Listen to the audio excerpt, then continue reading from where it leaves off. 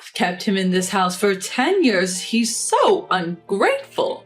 My mother-in-law openly hostile, believing my husband's lies. My husband himself has changed from the man I once loved into a selfish monster.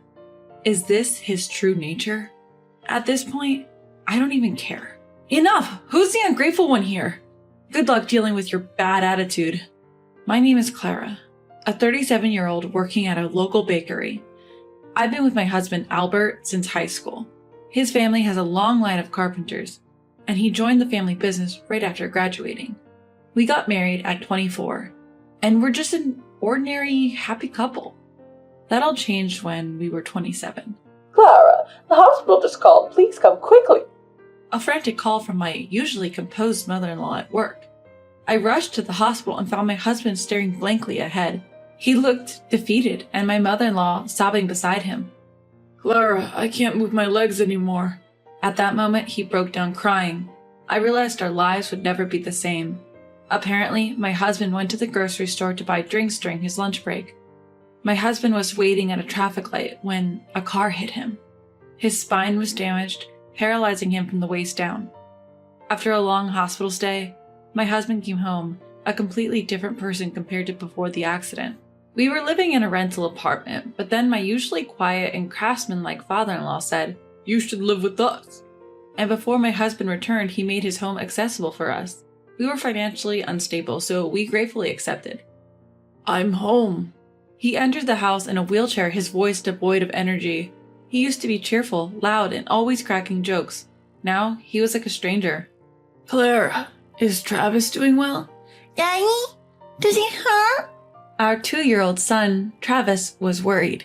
Travis loves spending time with his dad, especially going down the slide at the park. Whenever his dad has a day off, they head to the park and slide until Travis gets tired.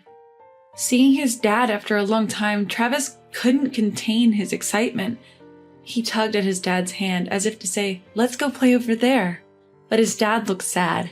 Before the accident, he would have easily stood up, put Travis on his shoulders, and spun around. Now he can't do that for Travis ever again. His dad is still recovering both physically and emotionally. Just then, mother-in-law shouted, "Travis, your dad can't walk anymore. Go away." My mother-in-law suddenly yelled at Travis. Travis, only 2 years old, couldn't understand and burst into tears. Mother-in-law looked annoyed. Mother-in-law is noisy about such a son.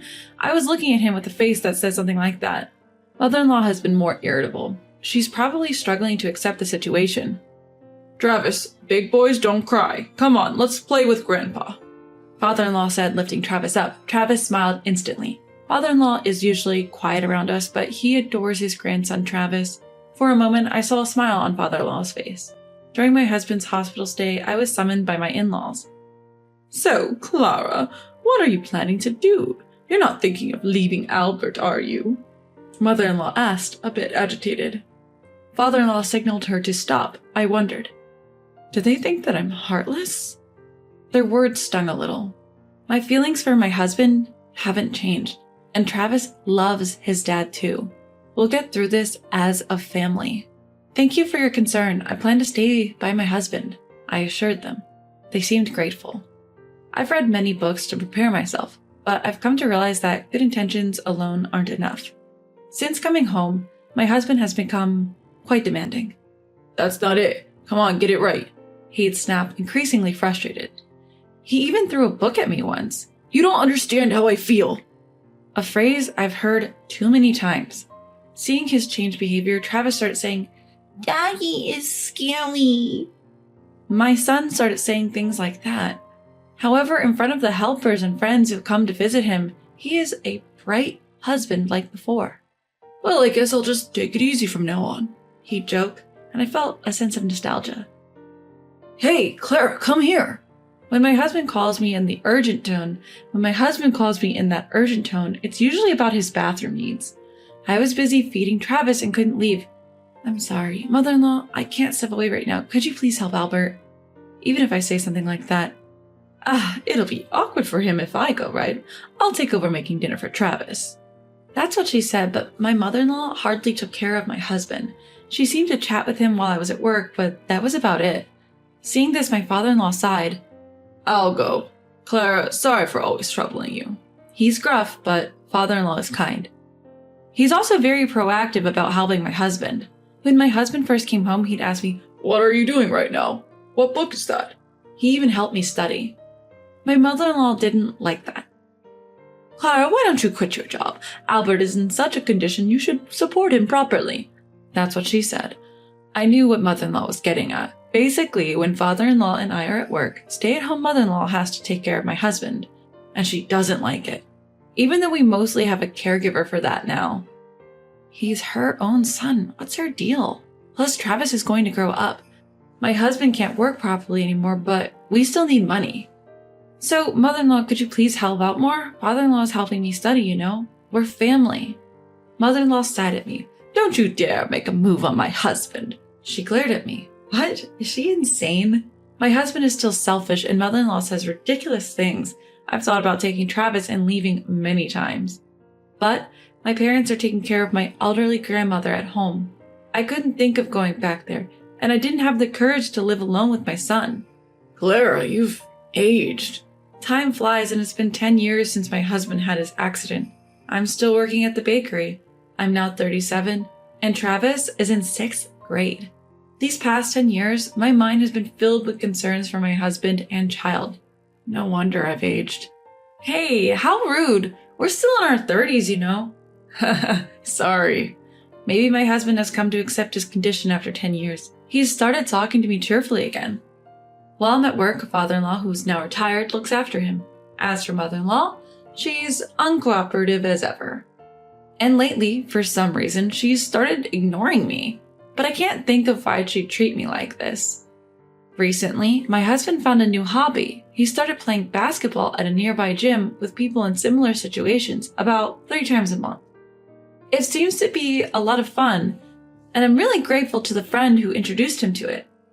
"Travis, you want to come too? Basketball is fun."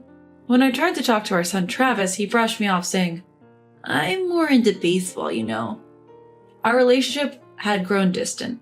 Travis, who once adored his dad, now saw him mostly as an angry figure. My husband didn't think he was the problem. "Isn't he a bit young to be in his rebellious phase?" he'd joke, leaving me with no choice but to sigh. Out of the blue, I got a call from my mom back home. "Hello, Mom, it's been a while." What? My elderly grandmother had passed away. She had been suffering from dementia and had been in a care facility for years. She caught a cold, which turned into pneumonia. I was told she looked peaceful when she passed, surrounded by family. That gave me some comfort. Only Travis and I attended the funeral. My parents live in the next town over, a good drive away.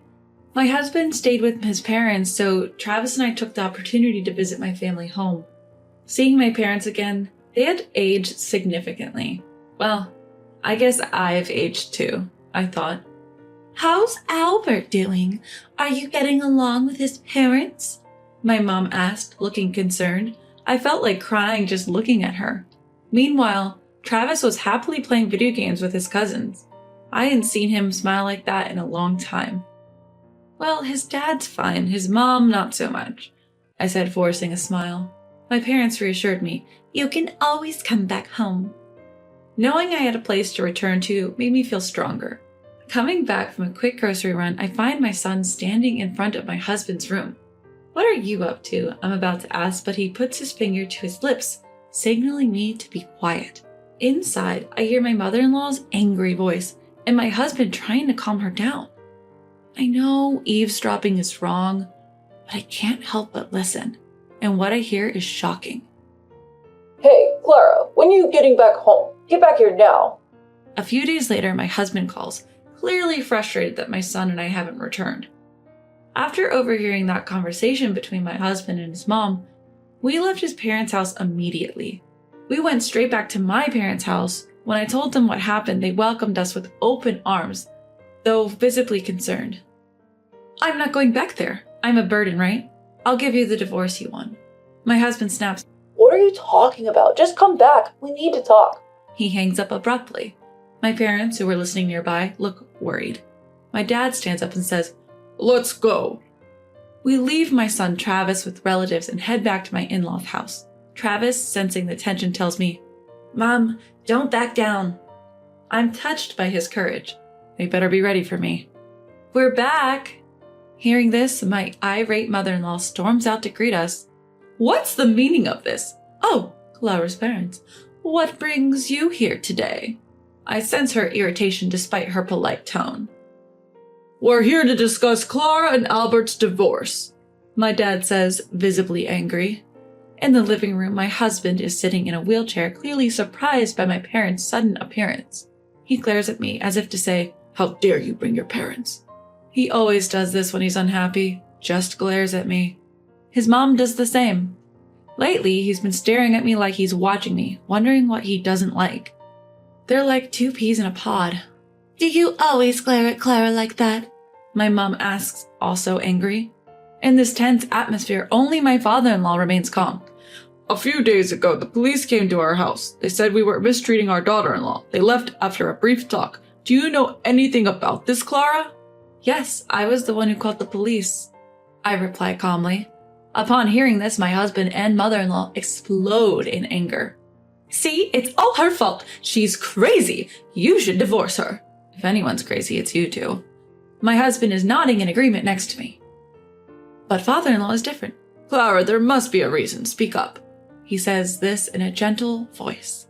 A few days ago, I came back here. Albert and the others didn't seem to notice, but what I heard was so horrifying. I realized I can't live with them anymore. Father-in-law wasn't home at the time. He looked puzzled, but these two are different. Their faces have turned pale. Do they recognize themselves? What are you talking about? Are you okay? My husband looks at me with a smug face, probably thinking I have no evidence. But my son Travis was quite vigilant. Do you want to see a video? Travis recorded this. I play a video. In it, my husband claims that I've been having an affair for years. After that, I'm plotting to take over the house. He says he's told me multiple times he wants a divorce so he can remarry someone he met through basketball. Mother-in-law is furious after hearing this. Divorce her immediately. She's even flirting with your father. I won't forgive her this time. But mother-in-law wants to keep Travis as the heir. The balcony on the second floor. The floor is old, about to give way. Can't we use that to get rid of Clara? Mother-in-law grins as she says this. That's going too far. But if she gets injured, maybe she'll understand how I feel. That's what they said. The video ends and I quietly put away my phone. Of course, I've never had an affair, and this is the first I've heard that my husband has met someone through basketball. I felt my life was in danger, so I reported to the police. That's all there is to it. But the police only said they'd listen to my story. My husband and mother-in-law are silent, their faces pale. Father-in-law looks angrier than ever. What is this? Are you both idiots? I thought I was the fool. Thank you, father-in-law, for always being there. I genuinely felt that way.